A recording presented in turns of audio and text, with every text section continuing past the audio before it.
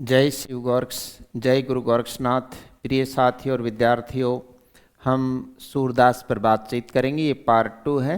सूरदास पर हमने एक लाइव क्लास कर ली है। उनके 20 पद भी आपकी आगे वाली क्लासेज में आपको मिलेंगे। ये पार्ट 2 समीक्षात्मक ही है।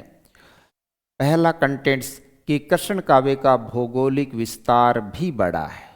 अभी आप इस बात को समझिएगा कि राम काव्य, मैं ये नहीं कह रहा कि राम काव्य छोटा है। राम काव्य, राम हर मन में है, राम है, वो परम तत्व है, राम है। राम और कृष्ण भी एक ही हैं, विष्णु के अवतार हैं। काव्य की बात हो रही है। कृष्ण काव्य का वल्लभाचारी के बाद विठलनाथ ने अष्टछाप की स्थापना करी और अपने 7 पुत्रों को विठलनाथ ने, वल्लभाचार्य ने, विठलनाथ ने, वल्लभाचार्य के तो 2 ही पुत्र थे।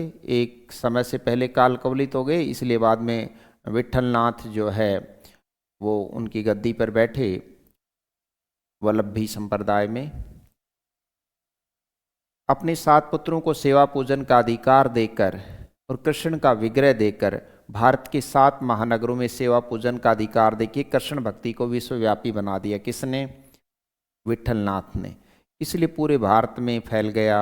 श्रीनाथ जी के मंदिर में है, जहाँ जहाँ भी है। इसलिए कृष्ण काव्य का भौगोलिक विस्तार भी बड़ा है। काव्य की बात हो रही है, वृंदावन में हो, कहीं भी हो।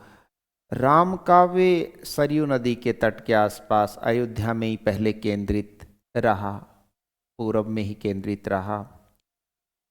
इसलिए ये कथन बिल्कुल सही है कि कृष्ण काव्य का भौगोलिक विस्तार भी राम काव्य से बड़ा है। भौगोलिक विस्तार की बात हो रही। कृष्ण काव्य का भौगोलिक विस्तार भी तत्कालीन समय में बड़ा था। संपूर्ण हिंदी साहित्य में कृष्ण भक्ति काव्य परंपरा सबसे लंबी और समृद्ध है, इतना आप मान के चलिएगा। संपूर्ण हिंदी साहित्य में कृष्ण भक्ति काव्य परंपरा सबसे लंबी और समृद्ध है। अष्टछाप के अलावा भी बहुत सारे संप्रदाय हैं। सखी संप्रदाय है, हित हरिवंश गोस्वामी हैं, इसके अलावा निम्बारक संप्रदाय है, और हरिदास ने जो सखी संप्रदाय चलाया। फिर चैतन्य महाप्रभु भी कृष्ण भक्ति की तरफ झुक गए। रसखान भी कृष्ण भक्ति में है, मीरा भी कृष्ण भक्ति में है, अष्टछाप के कवि भी कृष्ण भक्ति में हैं, आचार्य वल्लभ भी हैं, विट्ठल भी हैं, उनके 7 पुत्र भी हैं, सूर हैं, अन्य अष्टछाप के कवि हैं, और अन्य अष्टछाप के अलावा भी अन्य कृष्ण समुदाय बहुत सारे हैं। राधा गोस्वामी संप्रदाय है, राधा वल्लभ संप्रदाय है, राइट। संपूर्ण हिंदी साहित्य में कृष्ण भक्ति काव्य परंपरा सबसे लंबी और समृद्ध है। भ्रमर गीत सार भी इसी परंपरा में है, जिसमें सूर की रचनाएं इतनी परगल्भ और काव्यांग पूर्ण हैं कि आगे होने वाले कवियों की उक्तियां जो है ना, वो सूर की झूठी सी मालूम पड़ती। आचार्य शुक्ल लिखते हैं कि सूर के बाद जिन कवियों ने कोई भी बात कृष्ण काव्य, कृष्ण भगवान कृष्ण के संदर्भ में कही, ऐसा लगता है वो बहुत पहले ही कह गए। कौन? सूरदास। यानी आगे होने वाली कवियों की जो उक्तियां हैं, कविताएं हैं, पंक्तियां हैं, वो सूर की झूठी सी मालूम पड़ती हैं। Acharya Ramchandra Shukla. Okay okay sir. Sur Sagar में के जितने भी संस्करण आज तक प्रकाशित हुए, उनमें सूर सागर की बात कर रहे हैं। भ्रमर गीत सार में 400 पदों का संकलन आचार्य शुक्ल ने संपादित अलग करके किया। सूर सागर के जितने भी संस्करण प्रकाशित हैं, लगभग 5000 पद हैं, उसमें 4900 और कुछ पद हैं। सूर सागर के जितने भी एडिशंस यानी संस्करण प्रकाशित हुए, उनमें नागरी प्रचारणी सभा द्वारा प्रकाशित नंद दुलारे वाजपेयी, इसके द्वारा संपादित, काशी नागरी प्रचारणी सभा के द्वारा तो प्रकाशित, और नंद दुलारे वाजपेयी द्वारा संपादित सूर सागर ही ठीक ठिकाने का है। सूर उसमें लिखा भी हुआ है, सूरदास जब यमुना नदी के गऊ घाट पर रहने लगे, यमुना जिसको ब्रज में जमुना कहेंगे, है ना, ये का ब्रज में जय बन जाता है। हिंदी का जो ये है ब्रज में क्या बन जाता है, जय। इसीलिए तो सरयू को सरजू कहते हैं ना। सूरदास यमुना नदी के गऊ घाट पर रहने लगे, यहीं पर उनकी भेंट आचार्य वल्लभ यानी वल्लभाचार्य से हुई। तब सूरदास ने भजन सुनाया, और इस बात से आप सभी वाकिफ हैं। कौन सा भजन सुनाया? प्रभु हों यानी मैं, सब पतितन, सब पापियों में मैं सबसे बड़ा पापी हूँ। टीका हूँ, पापियों का मैं टीको हूँ यानी सबसे बड़ा हूँ। पापियों में मैं सबसे बड़ा पापी हूँ। पापियों में मैं सबसे बड़ा क्या हूँ? पापी हूँ। किसने कहा? सूरदास ने। तब नाम पूछा वल्लभ ने कि सूरदास, सूर्य यानी सूर्य भी, कि सूर है कि काहे को घिघियात, कछु भगवत भजन कर ले। इसके बाद उन्होंने अपनी दास्य भक्ति को छोड़ करके भगवान कृष्ण की शक्य भक्ति की तरफ अपना रुख किया और पुष्टि मार्ग में दीक्षित हुए। पुष्टि मार्ग आचार्य वल्लभ के द्वारा बनाया गया, संचालित है, प्रतिष्ठित है। बाद में वल्लभाचार्य ने श्रीनाथ जी मंदिर की मंदिर कीर्तन मंडली का भार भी सूरदास को सौंप दिया था। बाद में आचार्य वल्लभ ने श्रीनाथ जी मंदिर की कीर्तन मंडली का भार भी सूरदास को सौंप दिया। जब कृष्णदास अधिकारी गुजरात के थे, गुजरात का व्यक्ति मैनेजर बड़ा होता है।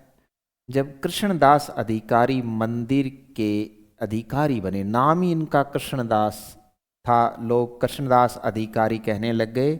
ये गुजरात के रहने वाले थे, राजकोट के, गुजरात के रहने वाले थे और आचार्य वल्लभ के ही शिष्य हैं, यानी सूरदास, कुंभनदास, परमानंदास और कृष्णदास, SKPK, ये चार शिष्य वल्लभाचार्य के हैं। SKPK, S बोले तो सूरदास, के बोले तो कुंभनदास। कुंभनदास सूरदास से पहले ही पुष्टि मार्ग में दीक्षित हुए थे, यानी सूरदास वल्लभाचार्य के शिष्य बने उससे पहले कुंभनदास शिष्य बन चुके थे। सूरदास, कुंभनदास और ये परमानंद दास, ये कौन है? परमानंद दास। और ये रहे आपके कृष्णदास अधिकारी, कृष्णदास अधिकारी। ये चारों किसके शिष्य हैं? वल्लभाचार्य के। जब कृष्णदास अधिकारी मंदिर के प्रबंधक बने, अधिकारी बने का मतलब है जब मंदिर के प्रबंधक बने श्रीनाथ जी मंदिर के, तब सूरदास की पटरी उनसे नहीं बैठी, ट्यूनिंग नहीं बैठी। तब सूरदास की पटरी जो है ना उनसे नहीं बैठी। किससे नहीं बैठी ट्यूनिंग? कृष्णदास अधिकारी से। और वे मंदिर से थोड़ी दूर पारसोली गांव में रहने लगे थे। कौन? सूरदास। थोड़ा सा दूर जाकर, मंदिर से थोड़ी दूर एक गांव है पारसोली, गुजरों का गांव है, वहां पर रहने लगे। वल्लभाचार्य मुख्यतः बाल कृष्ण के उपासक थे। कृष्ण के कौन से रूप की आराधना ज्यादा करते थे? बाल कृष्ण की। ये कथन पूछा जा सकता है ना। आजकल इन बातों को तुम नॉर्मल समझते हो, ये इंपॉर्टेंट बात है। वल्लभाचार्य मुख्यतः बाल कृष्ण के उपासक थे, यानी बाल रूप कृष्ण के ज्यादा वो उपासक थे, और उनको ही अपना बाल रूप कृष्ण को ही अपना उपास्य मानते थे। आप यूं समझ सकते हो कि भगवान लड्डू गोपाल के। ओके। तब उन्होंने क्या किया? वल्लभाचार्य ने सूरदास व परमानंद दास, सूरदास वह परमानंद दास को एक कार्य सौंपा कि बाल कृष्ण, भगवान कृष्ण की बाल लीलाओं के पद लिखो। बाल कृष्ण संबंधी पद गाने के लिए कहा था परमानंद दास को और सूरदास को। बाल कृष्ण संबंधी पद गाने के लिए कहा था। इसी कारण आचार्य वल्लभ ने अपने ग्रंथों में राधा का उल्लेख नहीं किया। आचार्य वल्लभ ने अपने ग्रंथों में किसका उल्लेख नहीं किया? राधा का उल्लेख इसलिए नहीं किया, कृष्ण के बाल रूप को ज़्यादा उपास्य मानते थे, राधा का उल्लेख नहीं किया। परंतु विट्ठलनाथ ने अपनी पूजा पद्धति में पद्धति में युगलोपासना का समावेश कर लिया। ये कथन भी ठीक है। राधा कृष्ण की युगलोपासना अष्टछाप में है, वल्लभाचार्य की पूजा पद्धति में नहीं है। युगल प्लस उपासना, युगलोपासना गुण संधि है, युगलोपासना का समावेश कर लिया। इसका प्रभाव सूरदास पर भी पड़ा, इसी का प्रभाव सूरदास पर पड़ा और सूरदास पड़ा और राधा कृष्ण के उनके केंद्र बिंदु हो गए। किन के केंद्र बिंदु हो गए? सूरदास के भी केंद्र बिंदु दोनों हो गए, राधा और कृष्ण। फिर भ्रमर गीत सार तो सारा ही राधा और गोपिकाओं पर ही केंद्रित रहा है। Okay sir. सूर के काव्य में धीरे धीरे अष्टछाप सामने आने के बाद, अष्टछाप की स्थापना वर्ष 1565 ईस्वी अकबर के शासनकाल में, जलालुद्दीन जहीरुद्दीन मोहम्मद अकबर के शासनकाल में, सन 1565 ईस्वी में अष्टछाप की स्थापना हुई। अष्टछाप का स्थापना वर्ष है 1565 ईस्वी। सूर के काव्य में राधा कृष्ण का प्रेम धीरे धीरे गंभीरता को प्राप्त करने लगा, धीरे धीरे गहराने लगा अष्टछाप के बाद।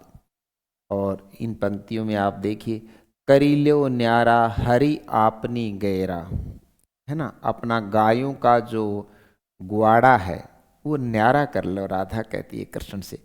करील्यो न्यारा, न्यारा का मतलब है अलग। करील्यो न्यारा हरि आपनी गेरा, यानी गायों का गवाड़, गायों का बाड़ा जो है ना, ग्वाड़, गायों का बाड़ा अलग कर लो आप, हमारे बाड़े में अपनी गाय मत रखो।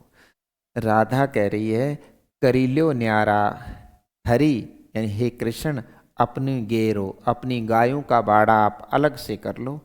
क्योंकि जब आप हमारे वाली गायों के बाड़े में आते हो तो तुम दूध तो कम निकालते हो और दूध के बहाने अटखेलियाँ करते हो, इसलिए तुम न्यारा कर लो। क्योंकि तुम धेनु दूहत हो ना, गाय का जब दूध निकालते हो, धेनु दूहत अति रति बाड़ी, तब भी आपके मन में रति अत्यधिक बढ़ती है, श्रृंगारिक भावनाएं ज़्यादा ही बढ़ गई हैं, इसलिए अपना बाड़ा गायों का जरा न्यारा कर लो। धेनु दूहत, गायों को दूहते हुए अति ही रति, यानी आपकी श्रृंगारिकता बहुत ज़्यादा बढ़ जाती है, आपका श्रृंगारिक भाव बहुत अधिक बढ़ जाता है।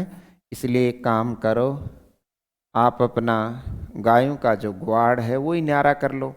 तुम पे कौन दुहावे गैया, आप यहाँ हमारे वर्ष भानु गुजर के गाय दुहने आते हो, तुमसे कौन दुहाए, तुमसे कौन दुहावे गैया, क्योंकि तुम में तो श्रृंगारिकता बढ़ती जा रही है।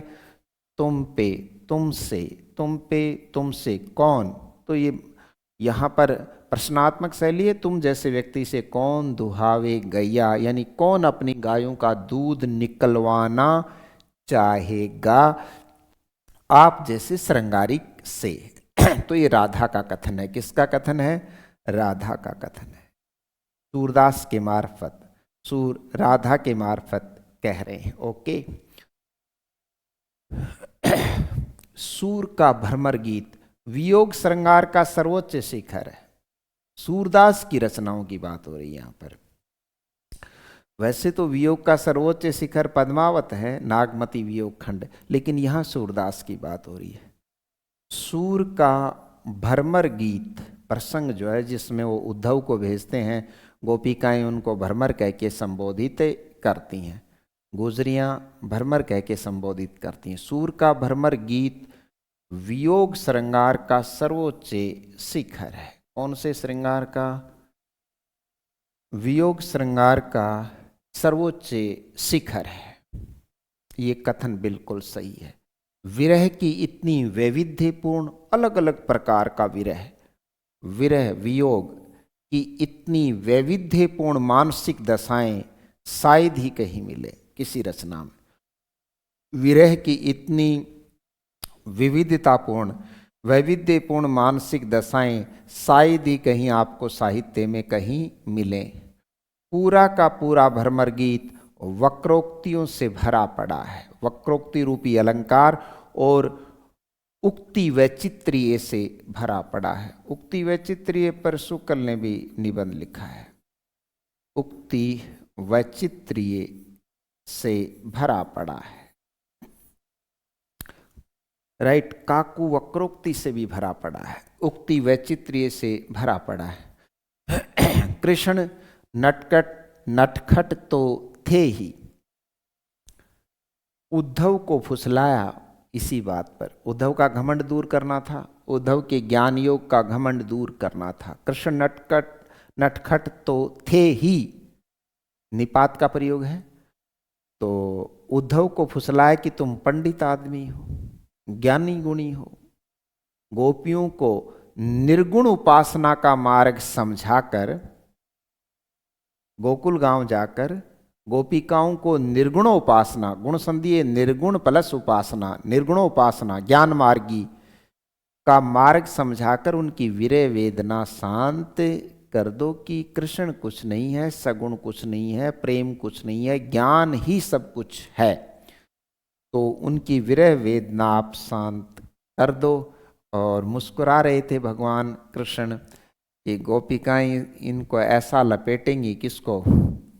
उद्धव को, ये खुद गोपिका बन जाएगा। कौन? उद्धव खुद गोपिका बन जाएगा। गोपिकाओं के कपड़े पहन लिए उद्धव ने, उन कदम के वृक्षों के नीचे लौट गया, मिट्टी में सन गया। कौन? स्वयं उद्धव। कालांतर में जब आप भरमर गीत को पढ़ते हैं तो ऐसा आप पढ़ने को आपको मिलेगा। इसका संकेत श्रीमद् भागवत में भी है। गीता अलग मैटर है, भागवत में 12 स्कंध है, जिसे भागवत सप्ताह होता है ना, वो वाला। इस बात का संकेत श्रीमद् भागवत में भी है, पर सूर ने इसके बहाने व्यंग्योक्तियों की भरमार कर दी, ज्ञान को धरती पर लिटा दिया और प्रेम को सर्वोच्च शिखर पर, सर्वोच्च पायदान पर स्थापित कर दिया।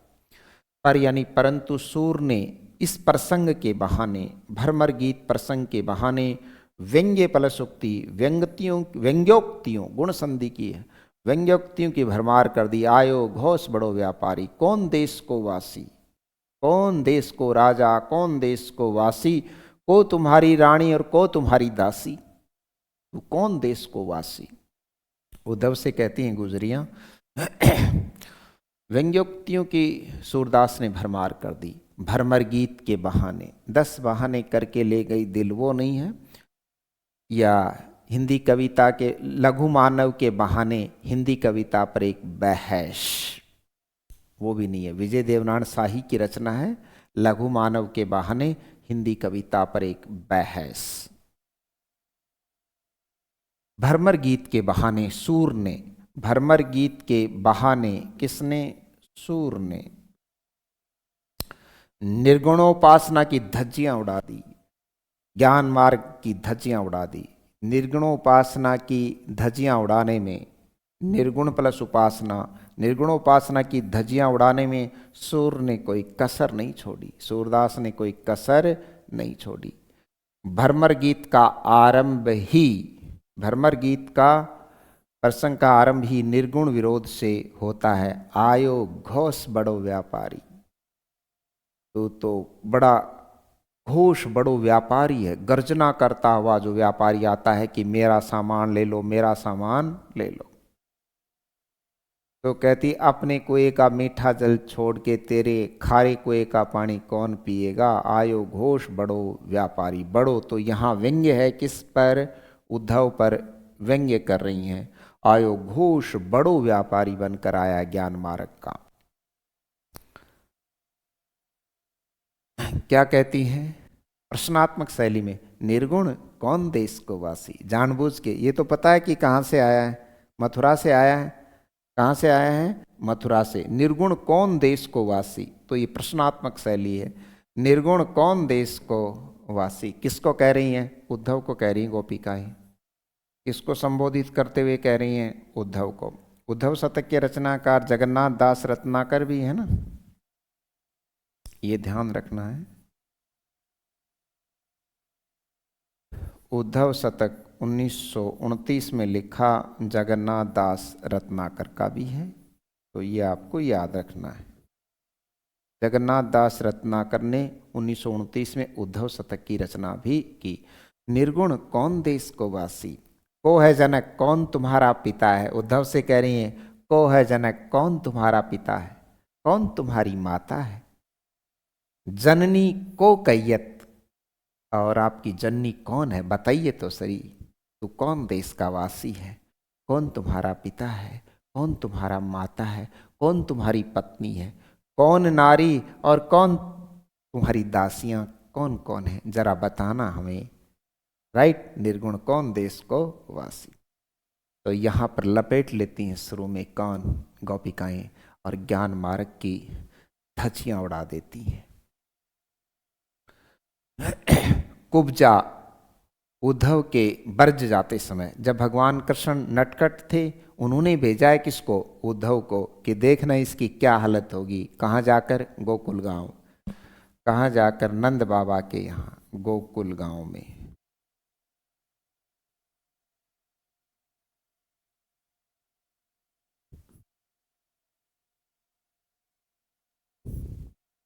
यशोदा मात के यहाँ, नंद गुजर के यहाँ क्या हालत होती है।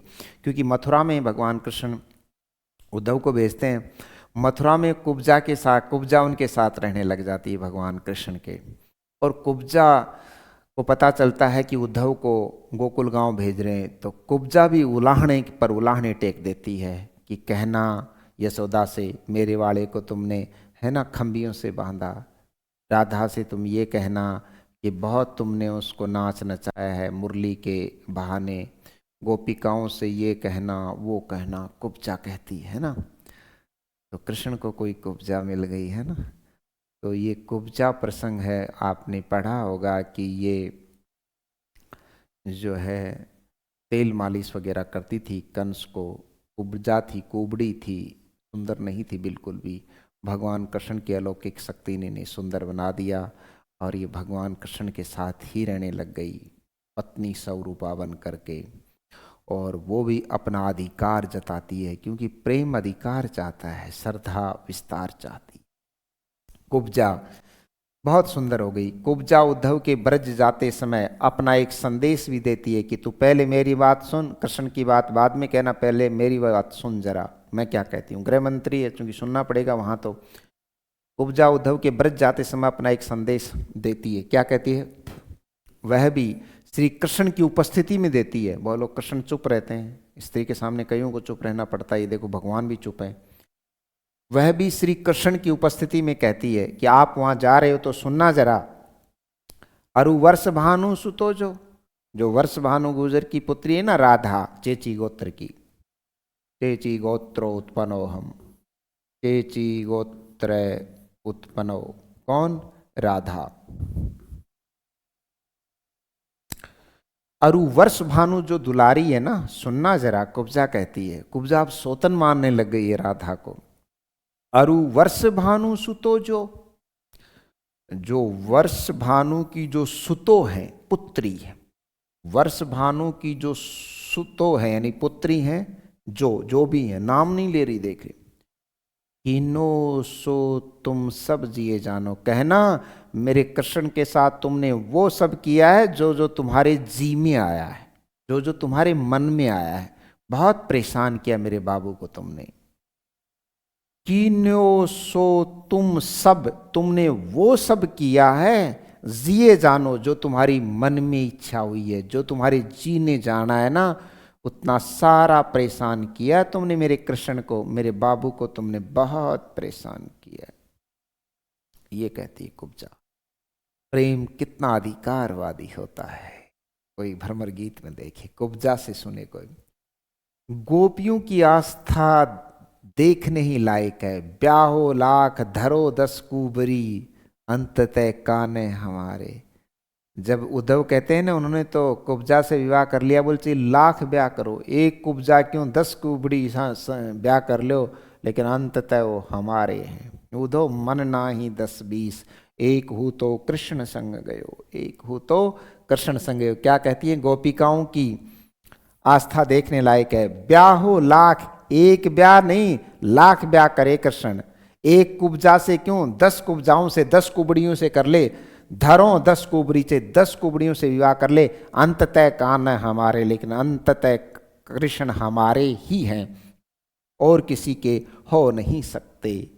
होने को कुछ भी हो सकता है मेरे श्याम, पर ऐसा नहीं हो सकता। यह आस्था है किसकी, गोपिकाओं की।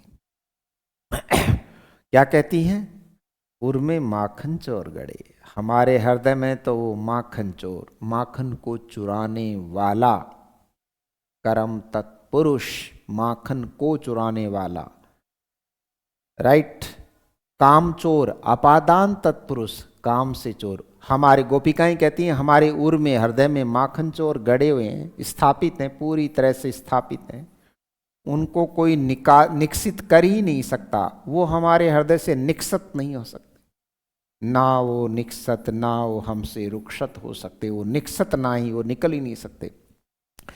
अब कैसे हूं निकसत नहीं, उधो अब हम उनको कैसे निकालें, तिरछे हैं जो अड़े, वो तिरछे होते हैं ना, ऐसे तिरछे होकर खड़े हैं, सीधी कोई चीज हो तो निकल जाए।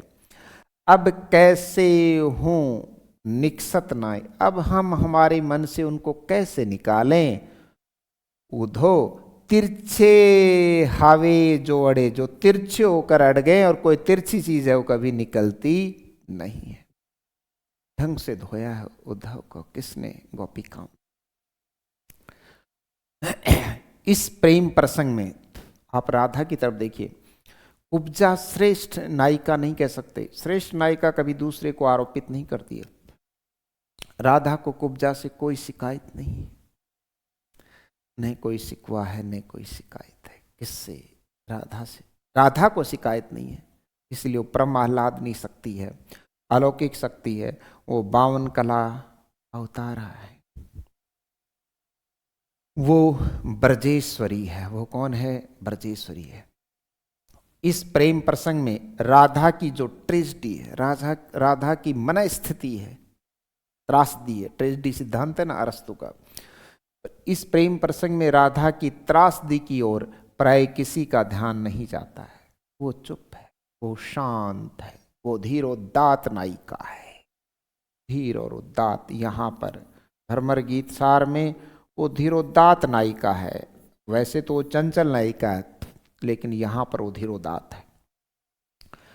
इस प्रेम प्रसंग में राधा के दुख की ओर प्राय किसी का ध्यान नहीं जाता, वह चंचल वह धीर बालिका भ्रमर गीत प्रसंग में कुछ शब्द कहकर मौन होती है। देखो वैसे तो चंचल है, वह चंचल और धीर बालिका भ्रमर गीत प्रसंग में कुछ शब्द कहकर क्या हो जाती है, मौन हो जाती है। और यह मौन कभी नहीं टूटता, ये मौन कभी नहीं टूटता। सर कैसे मथुरा के बाद भगवान कृष्ण और पांडुओं वाला प्रसंग चल जाता है, कौरव पांडुओं का, भगवान कुरुक्षेत्र और इधर बढ़ जाते हैं, मुलाकात ही नहीं होती है। केवल 8 वर्ष की राधा थी तब चले गए थे भगवान कृष्ण को छोड़कर, इसके बाद मिले नहीं। महाभारत के युद्ध के बीच में एक दिन अमावस्या आ गई थी, संभवतः उस दिन उनकी एक बार फिर मुलाकात हुई थी। और फिर जब भगवान कृष्ण ने वहाँ पर गुजरात में गुजरों के यहाँ पर अपनी बसा ली, नगरी बसा ली, है ना। तो वहाँ पर वो लास्ट में एक बार मिलने गई, वो भी महल के अंदर प्रवेशित नहीं हुई, द्वारिका में, क्योंकि कृष्ण द्वारिकाधीश बन गए कि जिसका दूध पिया उसी में उनका अंतिम संस्कार भी हुआ द्वारिका में। हृदय जला नहीं हुआ आजकल उड़ीसा में, जगन्नाथपुरी में। और ये मौन कभी नहीं टूटता है राधा का, और ये मौन कभी नहीं टूटता है। टूटना कहानी राजेंद्र यादव की। निरखत अंक श्याम सुंदर के बार बार लावती छाती, एक पत्र लिख रही है वो भी। निरखत अंक अपनी गोद में, श्याम सुंदर के बार बार लावती छाती, और उस पत्र को अपनी छाती से लगा लेती, कुछ लिखना चाह रही है। लोचन जल कागज मसी मिल गए, और कुछ जो लिखा हुआ है साथ में आंसू पड़ रहे हैं, वो आंसू स्याही पर गिर गए। तो कागज के ऊपर जो मसी है, स्याही है, स्याही और आंसू आपस में मिल गए, और श्याम श्याम की पाती, और श्याम की पाती श्याम हो गई। जो पत्र लिखना चाह रही थी चुपचाप, वो पाती श्याम की पाती श्याम हो गई। तो श्याम श्याम की पाती, श्याम यानी काली हो गई। स्याही में जो स्याही थे अक्सर काली स्याही, उस पर आंसू पड़ गए, तो श्याम यानी काली हो गई। श्याम की पाती यानी कृष्ण को जो पत्र लिख रही थी, पाती यानी पत्र लिख रही थी, वो क्या हो गई, काली हो गई। तो यमक अलंकार है, श्याम श्याम की पाती। कौन सा अलंकार है, यम। श्याम हो गई श्याम की पाती, जो पत्र लिख रही थी वो काला ही हो गया। निरखत देख देख के अपनी गोद में रखे हुए पंख को श्याम सुंदर के बार बार लावती छाती, उस पत्र को बार बार लगा देती कि मेरे दिलवर हो सके तो एक बार आना, लौट के आना तुम। लोचन आंखों में आंसू आ रहे हैं, जल कागज पर गिरा, जो पत्र लिख रही है, मसी यानी स्याही मिलके श्याम श्याम की पाती, वो मिट गए सारे अक्षर, और वो ऐसी चिट्ठी उनको दे देती है, किसको, उद्धव को। सूरदास लिखते हैं, निरखत देखती अंक श्याम सुंदर के बार बार लावती छाती, लगावती छाती के वक्ष स्थल के, लोचन जल कागज मसी मिले के, हवी गई श्याम श्याम की पाती। सूरदास। उद्धव के प्रति कोई गिला राधा को नहीं है, क्योंकि तुम तो अपना काम करने आए हो, तुम तो दूत हो ना उद्धव। राधा का उद्धव के प्रति कोई शिकायत नहीं है, उद्धव से उन्हें कोई शिकायत नहीं है। गोपिकाओं को जरूर है, उद्धव के प्रति उन्हें कोई गिला नहीं है, शिकायत नहीं है, न कोई शिकवा है न कोई शिकायत है। उद्धव के प्रति राधा को कोई शिकायत नहीं है, और कुब्जा की भी वो कोई शिकायत नहीं करती। प्रेम तो परिस्थितियों के योग का नाम है, चित्रलेखे। कुब्जा की भी कोई शिकायत, महान नायिका है देखिए, कुब्जा की कोई शिकायत नहीं है। कृष्ण को कोई उलाना नहीं, कोई उपालंब नहीं, सारे उपालंब गोपिकाओं ने दिए। उद्धव के प्रति कोई गिला नहीं, कुब्जा की कोई शिकायत नहीं, कृष्ण को कोई उलाहना नहीं, जो तुम्हें जचे वो करना मेरे प्रियतम। कृष्ण को कोई उलाहना नहीं। उनके आत्मा आलाप, अपने आप से वार्ता करती है, कौन, राधा। उनके आत्मा आलाप में बाल संघाती प्राणनाथ से मिलने की एक निरीह आकांक्षा है। बालपने में खेलने वाला और बालपने में संघात करके चला गया, आघात करके चला गया। उनके आत्मा आलाप में है, उनकी स्वयं अपने आप से वार्ता करना, आत्म प्लस आलाप में अपने आप से वार्ता। सिर्फ अपने आप से वार्ता क्या होती है, जैसे कई बार आप गाते हो ना, जिंदगी ये तो बता तेरा इरादा क्या है। उनके आत्मालाप में बाल संघाती प्राणनाथ से मिलने की एक निरही आकांक्षा है कि एक बार तो मैं उनसे मिलना चाहूंगी। उनके आत्मालाप में है बाल संघाती प्राणनाथ कृष्ण, बाल संघाती प्राणनाथ कृष्ण से मिलने की एक निरही आकांक्षा है, एक बहुत ही सरल ईगो रहित आकांक्षा है। निरीह यानी ईगो रहित, वो कोई अधिकार नहीं चाहती, बस से एक बार मिलना चाहती हैं। एक दूसरी तरफ की बात करें तो गोपिकाओं में कोलाहल है। एक और मुखर हो चुकी हैं कौन? गोपिकाएं। एक और मुखर गोपियों का कोलाहल है, व्यंग्य बाण है गोपिकाओं के। तो दूसरी ओर राधा में मौत की तरह मौन का एक ठंडा सन्नाटा है। एक तरफ तो गोपिकाओं में, एक और तो मुखर, जो मुखर हो जाती हैं, मुखर गोपिकाओं का कोलाहल है, गोपिकाओं के व्यंग्य बाण हैं। तो दूसरी तरफ राधा में मौत की तरह मौन का ठंडा सन्नाटा है। मौत की तरह मौन का ठंडा सन्नाटा है।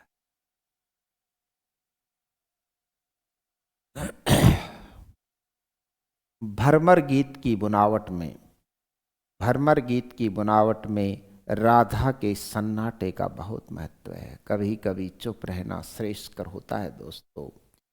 भरमर गीत की इस बुनावट में राधा के सन्नाटे का बहुत महत्व। भरमर गीत की बनावट में राधा के सन्नाटे का बहुत महत्व है। ये अपनी अनुपस्थिति में भी उपस्थिति है। कई बार व्यक्ति मौन होकर भी बहुत कुछ कह देता है। यह अपनी अनुपस्थिति में ही उपस्थिति है, विरोधाभास अलंकार है, यानी मौन भी बहुत कुछ कह देता है। ये अपनी अनुपस्थिति में ही क्या है? उपस्थिति है।